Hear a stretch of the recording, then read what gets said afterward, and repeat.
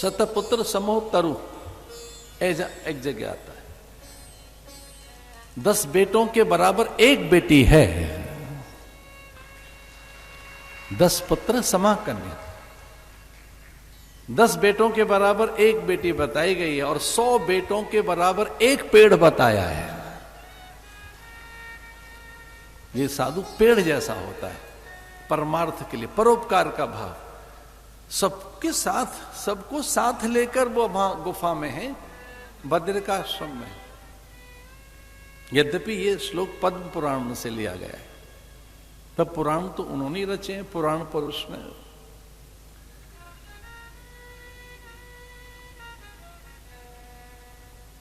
इसलिए प्रणाम में वो अकेले नहीं है, वयम नमः।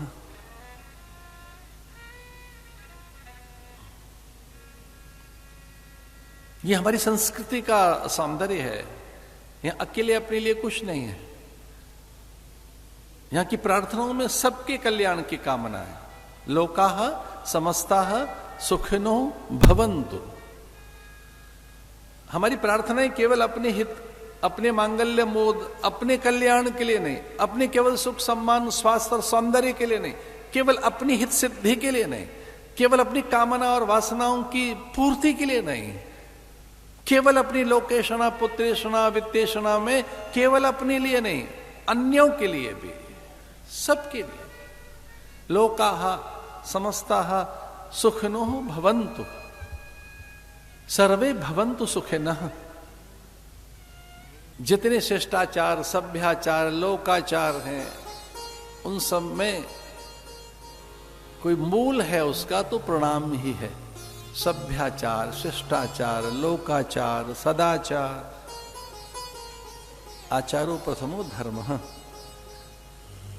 ऐसा महापुरुष कहते हैं, प्रणाम, शिष्टाचार का आधार प्रणाम ही है। शिष्टाचार, लोकाचार, सभ्याचार, सदाचार, प्रणाम। अभिवादन, आयुर्विद्या यशोर्बलम, आयु विद्या यशोर्बलम। प्रणाम करने से आयु, विद्या, यश और बल की प्राप्ति होती है। भागवत के आरंभ में महर्षि वेदव्यास प्रणाम कर रहे हैं।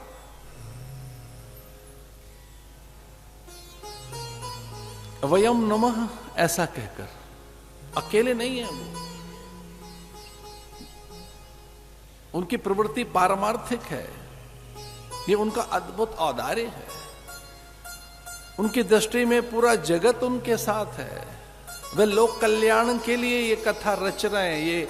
ये भागवत लोक कल्याण के लिए, जैवोद्धार के लिए, समष्टि कल्याण के लिए। इसलिए भगवान को भी प्रणाम करते हुए वो अकेले नहीं है वहां। साधु कभी अकेला नहीं रहता। साधु का स्वभाव दूसरों के हित के लिए है, दूसरों के कल्याण के लिए। उसकी प्रकृति में ही परमार्थ है। साधु माने परमार्थ। वृक्ष कभो नहीं फल भखे, नदी न संचय नीर। परमार्थ के कारण साधु न धरा शरीर। साधु परमार्थ होता है। साधु सेवा धर्म हमारा, काम न दुनियादारी से। साधु सेवा, साधु बिल्कुल वृक्ष की तरह से होता है। जैसे एक वृक्ष का सब कुछ दूसरों के लिए, गोंद, छल, छाया, बलकल, हरितिमा, गंध, सुगंध, मकरंद, उसका काष्ठ, उसकी जड़ें भूस्खलन को रोकने के लिए अथवा सीधे सीधे मूल की ओर जाने के लिए। वृक्षों की जड़ें अपने मूल की ओर जाती हैं, सागर की ओर जाती हैं। उससे प्राणवायु, पवन, उससे पर्जन्यों का और बादलों का आगमन होता है। उसकी आर्द्रता से, उससे समिधा। एक पेड़ क्या नहीं देता है।